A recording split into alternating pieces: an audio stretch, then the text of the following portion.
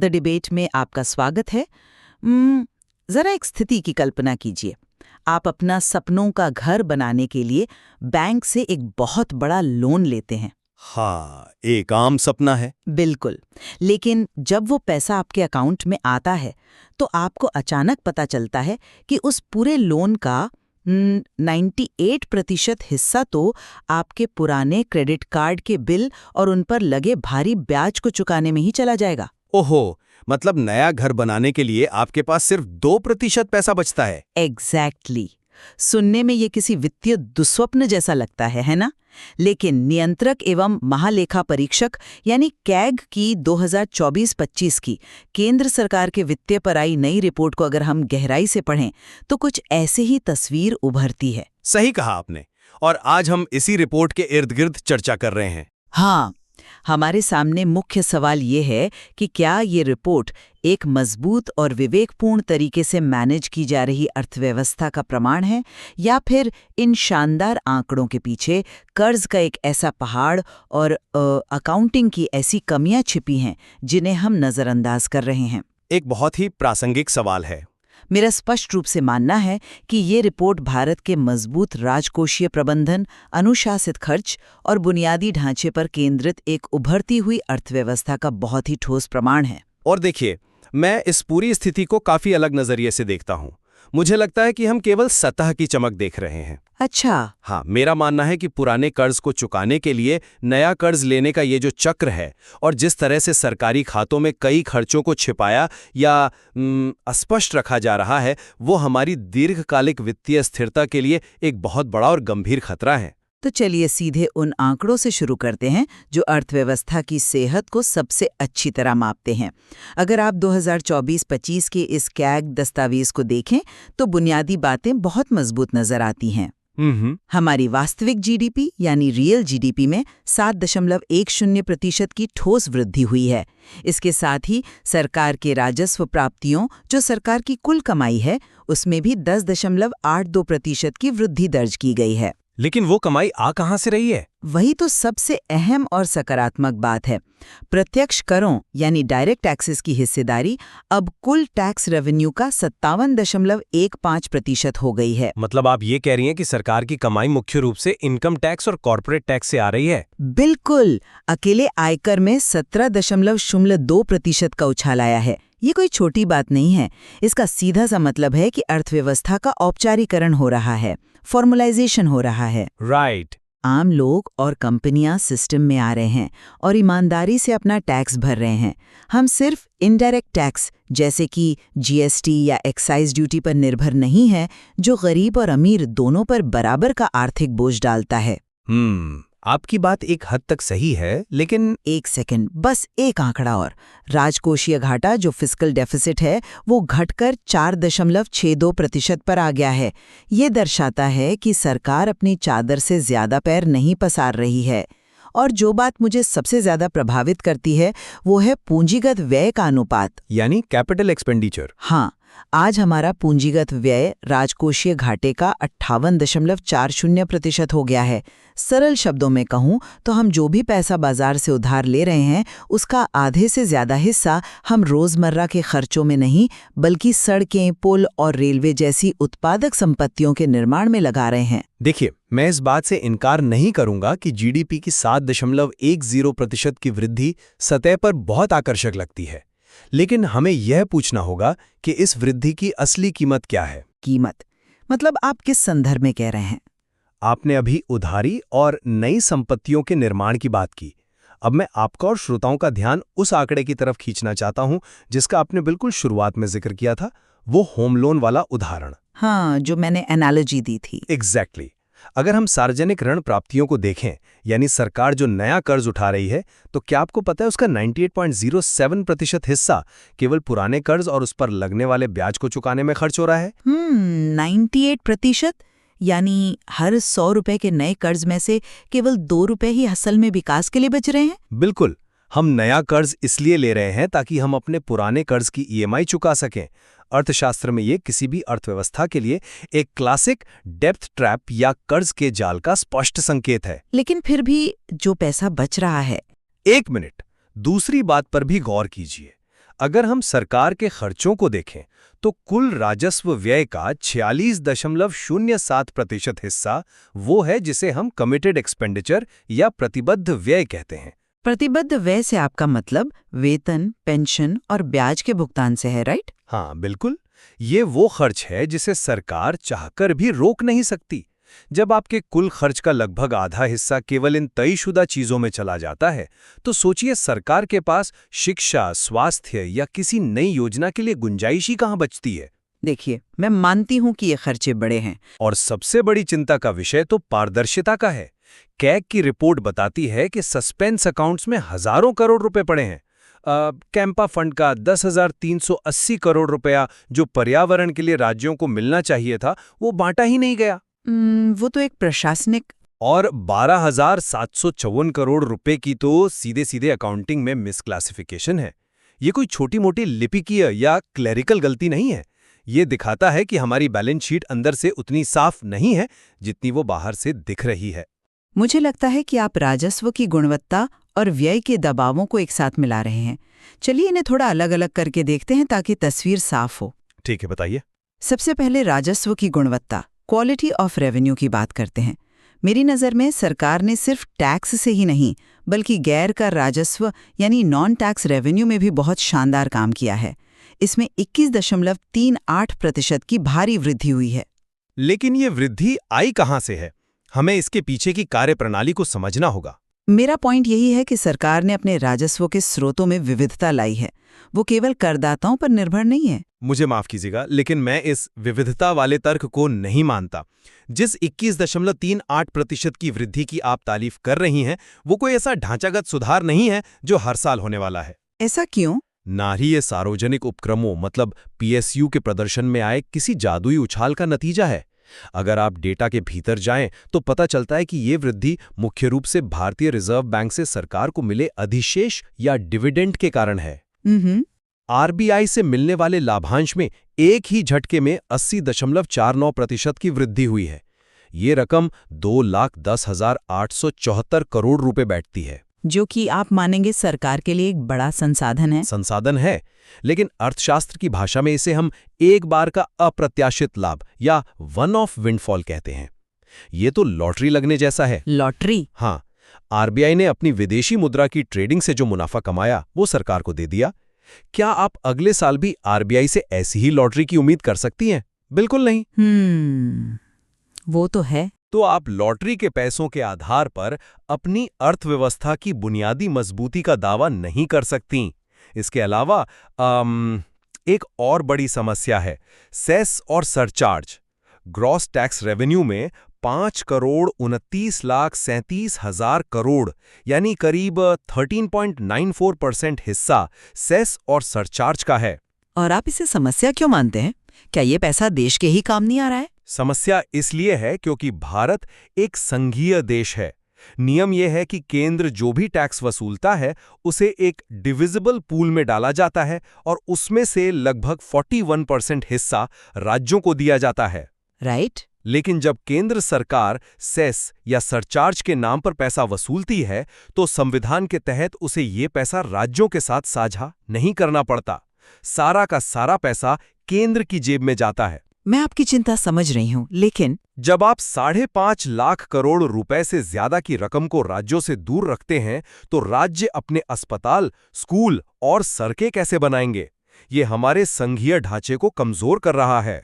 देखिए, मैं आपके इस तर्क को समझती हूँ। ये सच है कि सेस का पैसा राज्यों को सीधे नहीं मिलता, लेकिन हमें एक व्यापक परिप्रेक्ष्य भी देखना चाहिए। वो क्या है? आप कह रहे हैं कि सेस 13.94% है, जो चिंताजनक है, लेकिन क्या हमें इस बात की सराहना नहीं करनी चाहिए कि पिछले ही 5 वर्षों में सेस और सरचार्ज का ये हिस्सा 20.23% से घटकर 13.94% हो गया है? ये कमी आई है, मैं मानता हूँ। तो ये स्पष्ट रूप से केंद्र सरकार द्वारा एक सकारात्मक दिशा में उठाया गया कदम है। सरकार ने जानबूझकर सेस पर अपनी निर्भरता कम की है ताकि राज्यों को उनका उचित हिस्सा मिल सके। खैर, ये एक पहलू हो सकता है। और जहां तक आरबीआई के लाभांश की बात है, मैं आपकी इस बात से पूरी तरह से सहमत हूं कि ये एक विंडफॉल या अप्रत्याशित लाभ है। लेकिन असली सवाल ये है कि सरकार इस लॉटरी के पैसे का कर क्या रही है। अगर सरकार इस पैसे को लोक लुभावन योजनाओं या मुफ्त रेवड़ियां बांटने में खर्च कर देती तो मैं भी आपकी तरह चिंतित होती, लेकिन सरकार ने ऐसा नहीं किया। तो आपके हिसाब से ये पैसा कहाँ जा रहा है? ये पैसा पूंजीगत व्यय यानी कैपेक्स में जा रहा है, और ये हमारा अगला महत्वपूर्ण बिंदु है। आप देखें कि ट्रांसपोर्ट और रक्षा क्षेत्रों में पूंजीगत व्यय में अभूतपूर्व 6.33% की वृद्धि हुई है। ट्रांसपोर्ट की तो पूंजीगत व्यय में अकेले 63.64% हिस्सेदारी है। हाँ, डेटा तो यही कहता है। सरकार ने कुल मिलाकर 8,58,256 करोड़ रुपए बुनियादी ढांचे पर खर्च किए हैं। रेलवे के पूंजीगत व्यय में तो 743.51% का उछाल आया है। नंबर बहुत बड़े हैं, लेकिन और जब आप नई बुलेट ट्रेन, हाईवे और मालगाड़ियों के लिए डेडिकेटेड फ्रेट कॉरिडोर बनाते हैं, तो वो पैसा हवा में गायब नहीं होता। ये अर्थव्यवस्था में एक मल्टीप्लायर इफेक्ट पैदा करता है। मल्टीप्लायर इफेक्ट, श्रोताओं के लिए इसे थोड़ा स्पष्ट करेंगी? बिल्कुल। देखिए, जब सरकार एक हाईवे बनाती है तो वो सिर्फ सीमेंट और डामर नहीं खरीद रही होती, वो हजारों मजदूरों को रोजगार देती है। सही बात है। वो मजदूर उस पैसे से बाजार में जाकर कपड़े और राशन खरीदते हैं। हाईवे बनने से फैक्ट्रियों का माल तेजी से बंदरगाहों तक पहुंचता है, जिससे कंपनियों की रसद लागत यानी लॉजिस्टिक्स कॉस्ट कम होती है। उनका मुनाफा बढ़ता है तो वे ज्यादा कॉर्पोरेट टैक्स देते हैं। यह एक ऐसा चक्र है जो भविष्य में अर्थव्यवस्था को कई गुना बड़ा कर देता है। इसीलिए आरबीआई के लाभांश को इंफ्रास्ट्रक्चर में लगाना सबसे बेहतरीन राजकोषीय रणनीति है। देखिए, आपका ये मल्टीप्लायर इफेक्ट का लॉजिक किताबों में बहुत अच्छा लगता है, और 858 लाख करोड़ का पूंजीगत व्यय सुनने में भी बहुत प्रभावशाली है। लेकिन सिक्के का दूसरा पहलू भी है जो बहुत डरावना है। डरावना कैसे? हमें ये देखना होगा कि इस मल्टीप्लायर इफेक्ट को चालू रखने के लिए सरकार के पास अपनी मर्जी से खर्च करने की कितनी आजादी यानी फिस्कल ऑटोनॉमी बची है। मैंने पहले प्रतिबद्ध व्यय का जिक्र किया था, चलिए इसके थोड़े और अंदर चलते हैं। ठीक है, बताइए। सरकार के कुल राजस्व व्यय का 46.07% हिस्सा तयशुदा है। इसमें से 29.20%, जो कि लगभग 11.64 लाख करोड़ रुपए बैठता है, वो केवल और केवल पुराने कर्जों का ब्याज चुकाने में जा रहा है। आप रेलवे और हाईवे की बात कर रही हैं, लेकिन जरा सोचिए, हमारे बजट का लगभग 30% हिस्सा सिर्फ ब्याज के रूप में हवा में उड़ रहा है। उससे कोई सड़क नहीं बन रही। इसके अलावा रक्षा पेंशन 45.57% और सिविल पेंशन 33.57% की दर से बढ़ रही है। लेकिन देखिए, पेंशन और ब्याज तो किसी भी सरकार को चुकाने ही पड़ते हैं। ये तो अर्थव्यवस्था की सच्चाई है, इसे टाला नहीं जा सकता। सच्चाई है, मैं मानता हूं, लेकिन जब ये बोझ इतना बड़ा हो जाए तो क्या होता है? इसका सीधा मतलब है कि सरकार के हाथ पूरी तरह से बंध चुके हैं। अगर कल को कोई वैश्विक आर्थिक संकट आ जाए, कोई नई महामारी आ जाए या तेल के दाम अचानक आसमान छूने लगें, तो सरकार के पास अर्थव्यवस्था को संभालने के लिए पैसा कहां से आएगा? जब आपकी कमाई का आधा हिस्सा पहले से ही बुक हो चुका हो, तो आप किसी भी बाहरी झटके को सहने के लिए तैयार नहीं होते। मैं इस बात को खारिज नहीं करूंगी कि ब्याज और पेंशन का भुगतान एक बड़ा बोझ है। एक कल्याणकारी राज्य होने के नाते ये हमारी मजबूरी भी है और जिम्मेदारी भी। हाँ, जिम्मेदारी तो है। लेकिन अगर हम ऋण स्थिरता यानी डेट सस्टेनेबिलिटी के व्यापक नजरिए से इस पर विचार करें, तो स्थिति पैनिक करने वाली बिल्कुल नहीं है। आप ऐसा क्यों मानती हैं? 98% नया कर्ज पुराने कर्ज को चुका रहा है और आप कह रही हैं स्थिति पैनिक करने वाली नहीं है। क्योंकि हमें इस कर्ज को अर्थव्यवस्था के आकार यानी जीडीपी के संदर्भ में देखना चाहिए। क्या आप जानते हैं कि जीडीपी के प्रतिशत के रूप में सरकार की कर्ज प्राप्तियां 5 वर्षों के निचले स्तर यानी 30.78% पर आ गई हैं? ये डेटा पॉइंट सही है, पर यह एक बहुत ही महत्वपूर्ण मैक्रो इकोनॉमिक संकेत है। इसका सीधा सा मतलब है कि हम जिस गति से कर्ज ले रहे हैं, हमारी अर्थव्यवस्था उससे कहीं अधिक तेजी से बढ़ रही है। हमारा घर बड़ा हो रहा है, इसलिए उस घर पर लिया गया कर्ज अब उतना भारी नहीं लग रहा। जीडीपी बढ़ रही है, ठीक है, लेकिन कर्ज का स्वरूप क्या है? यही मेरी दूसरी सबसे बड़ी दलील है। हमारा जो आंतरिक ऋण है वो मुख्य रूप से बाजार ऋणों द्वारा प्रबंधित है, जो कि 69.96% है। और सबसे बड़ी बात, ये सारा कर्ज रुपये में है। मतलब डोमेस्टिक करेंसी में? हाँ, भारत सरकार ने अंतर्राष्ट्रीय बाजार से डॉलर में बहुत कम कर्ज लिया है। अक्सर विकासशील देश डिफॉल्ट तब करते हैं जब उनकी अपनी मुद्रा कमजोर हो जाती है और उन्हें डॉलर में कर्ज चुकाना पड़ता है। हमारे ऊपर वो बाहरी मुद्रा जोखिम लगभग न के बराबर है। देखिए, मैं मानता हूं कि हमारा कर्ज घरेलू है और ये हमें श्रीलंका या पाकिस्तान जैसी स्थिति से बचाता है। लेकिन इसका मतलब ये नहीं है कि हम एक चक्रीय जाल यानी साइक्लिकल ट्रैप में नहीं फंसे हैं। चलिए उस 98.07% वाले आंकड़े पर वापस आते हैं। आप इसे नज़रअंदाज नहीं कर सकती। जब कोई व्यक्ति अपना घर चलाने के लिए एक क्रेडिट कार्ड का बिल दूसरे क्रेडिट कार्ड से चुकाने लगता है, तो आप उसे क्या कहेंगी? मैं उसे एक खराब वित्तीय योजना कहूंगी, अगर वो सिर्फ उपभोग यानी कंजम्पशन कर रहा है। और हमारी सरकार भी यही कर रही है। और सबसे खतरनाक बात जो इस कैग रिपोर्ट में सामने आई है, वो है मैच्योरिटी क्लिफ। Maturity Cliff? हाँ, श्रोताओं के लिए मैं इसे समझाना चाहूंगा। मैच्योरिटी क्लिफ का मतलब है कर्ज चुकाने का एक ऐसा पहाड़ जो अचानक आपके सामने आ जाए। कैग की रिपोर्ट चेतावनी दे रही है कि दिसंबर 2031 तक चुकाए जाने वाले कुल मार्केट लोन्स का 40.23% हिस्सा सिर्फ 2 वित्तीय वर्षों 2028 और 2029 में एक साथ मैच्योर हो रहा है। यानी आज से ठीक 4-5 साल बाद हमें एक साथ बहुत बड़ी रकम लौटानी होगी। बिल्कुल, ये कोई सैद्धांतिक चिंता नहीं है। भविष्य की सरकारों के सामने ऋण चुकाने का एक विशाल पहाड़ खड़ा होगा। लेकिन तब तक हमारी और जब सरकार बाजार से सारा पैसा सोख लेगी तो प्राइवेट कंपनियों के लिए उधार लेने को कुछ नहीं बचेगा, जिसे क्राउडिंग आउट इफेक्ट कहते हैं। एकदम सही। प्राइवेट निवेश ठप हो जाएगा और विकास कार्यों में भारी कटौती करनी पड़ेगी। देखिए, ये 2028-30 के पुनर्भुगतान चक्र की चिंता बिल्कुल जायज है, मैं इसे नकार नहीं रही हूँ। लेकिन अगर हम इस पूरे परिदृश्य को एक अलग सांचे में ढालें तो शायद ये उतना डरावना ना लगे। अच्छा, कैसे? मैं आपकी उस क्रेडिट कार्ड वाली एनालॉजी पर वापस जाना चाहती हूँ। अगर हम क्रेडिट कार्ड से कर्ज लेकर छुट्टियां मनाने जा रहे होते तो हम बर्बाद हो जाते। बिल्कुल। लेकिन जैसा कि मैंने पहले बताया, हमारा पूंजीगत व्यय हमारे राजकोषीय घाटे का 58.40% कवर कर रहा है। हम कर्ज लेकर छुट्टियां नहीं मना रहे, हम कर्ज लेकर फैक्ट्रियां लगा रहे हैं। लेकिन सरकार और कंपनी में फर्क होता है। बस मुझे अपनी बात पूरी करने दीजिए। इसे एक सफल कॉरपोरेट रणनीति की तरह समझिए। जब कोई बड़ी कंपनी अपने विस्तार के लिए भारी कर्ज लेती है और नई मशीनें खरीदती है, तो शुरुआत के कुछ सालों में उसकी बैलेंस शीट पर कर्ज बहुत भारी दिखता है। लेकिन जब वो मशीनें उत्पादन शुरू करती हैं, तो उनसे आने वाला राजस्व उस कर्ज को आसानी से चुका देता है। आज जो railway freight corridor, digital infrastructure और एक्सप्रेसवे बन रहे हैं, वे 2028-30 तक हमारी अर्थव्यवस्था की उत्पादकता और टैक्स बेस को इतना बढ़ा चुके होंगे कि जब वो मैच्योरिटी क्लिफ आएगा तो हमारे पास उसे पार करने के लिए पर्याप्त राजस्व होगा। देखिए, आपकी ये कॉर्पोरेट एनालॉजी सुनने में बहुत अच्छी और आशावादी लगती है, लेकिन एक लोकतांत्रिक सरकार और एक कॉर्पोरेट के काम करने के तरीके में जमीन आसमान का फर्क होता है। फर्क तो है, मैं मानती हूँ। एक कॉर्पोरेशन अगर अपने निवेश में विफल होता है तो वो उस प्रोजेक्ट को बंद कर सकता है, उसे राइट ऑफ कर सकता है या कर्मचारियों को निकाल सकता है। क्या सरकार अपनी पेंशन देनदारियों को राइट ऑफ कर सकती है? क्या वो रक्षा खर्च को बंद कर सकती है? नहीं। ये एक वैध अंतर है।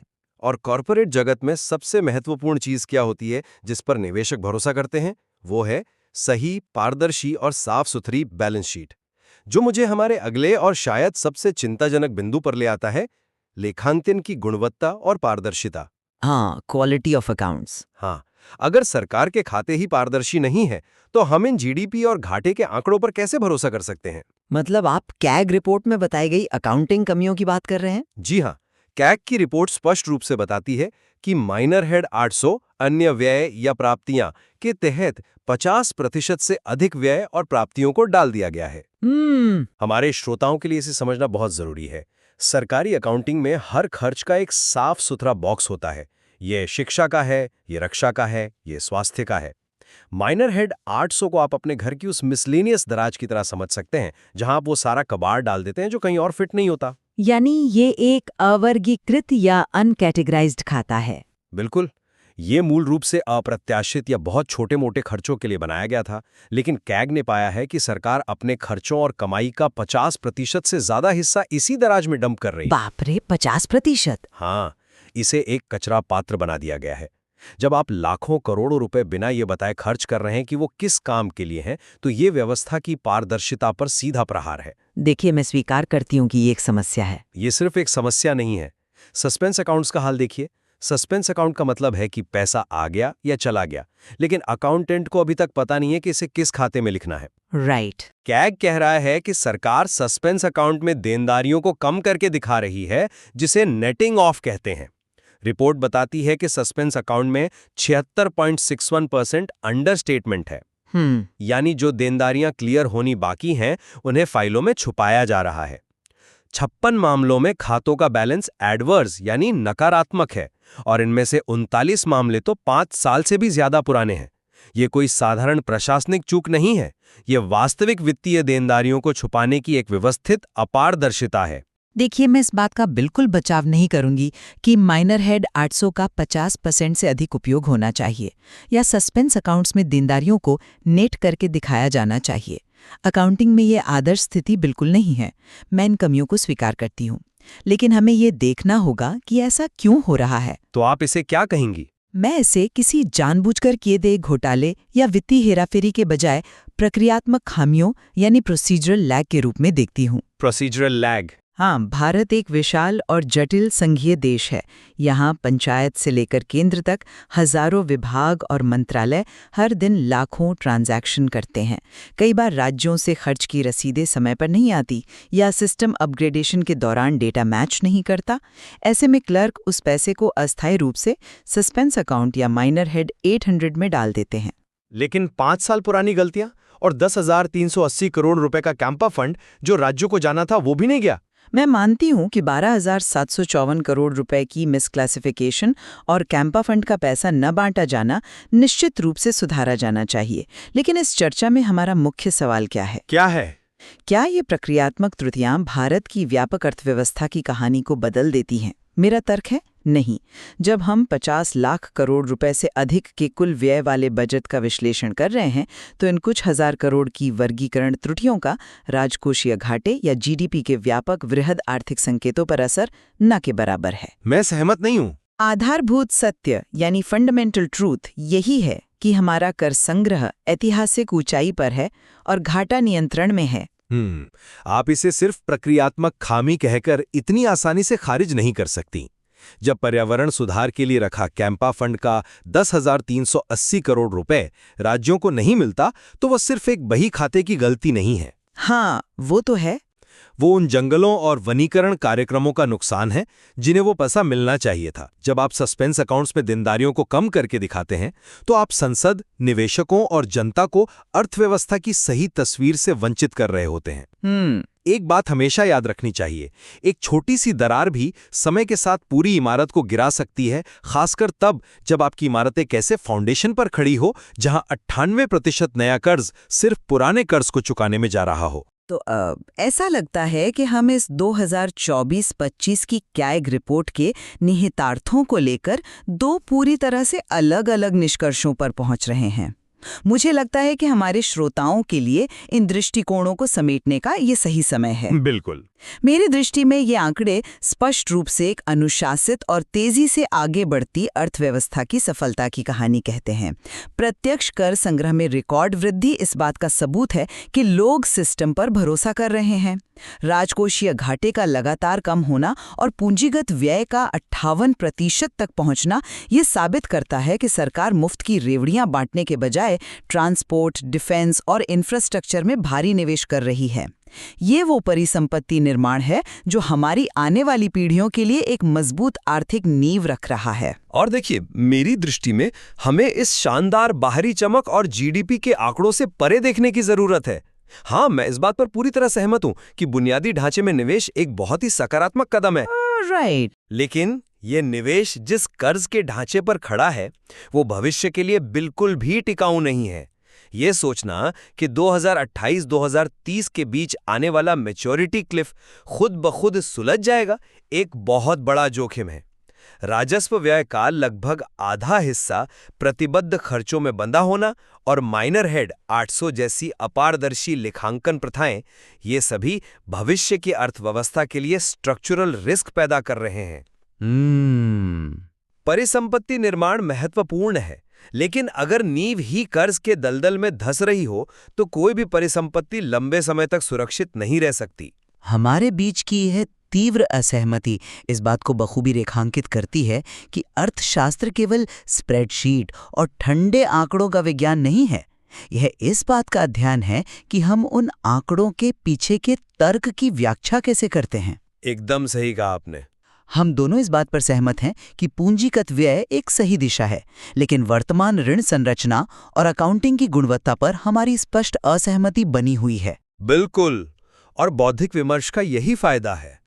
कई दृष्टिकोणों से डेटा को देखने पर ही किसी अर्थव्यवस्था की असली तस्वीर समझ में आती है। जो आंकड़े एक दृष्टिकोण से एक शानदार मल्टीप्लायर इफेक्ट का संकेत देते हैं, वही आंकड़े दूसरे दृष्टिकोण से डेब्ट ट्रैप की चेतावनी भी हो सकते हैं। इस कैग रिपोर्ट के आंकड़ों का और अधिक गहराई से अध्ययन किए जाने की आवश्यकता है। और यही वजह है कि हम आपके सामने ये दोनों पहलू रखते हैं। क्या हम वास्तव में एक मजबूत आर्थिक नींव पर खड़े हैं, जहां हमारा कर्ज भविष्य की कमाई से आसानी से चुकता हो जाएगा, या हम सिर्फ एक सुंदर अकाउंटिंग मुखौटे के पीछे छिपे कर्ज के पहाड़ पर बैठे हैं? ये सोचने वाली बात है। ये एक ऐसा सवाल है जिसका उत्तर हम सभी को खुद खोजना होगा। इन आंकड़ों और इन तर्कों पर स्वयं विचार करें और अपने निष्कर्ष निकालें।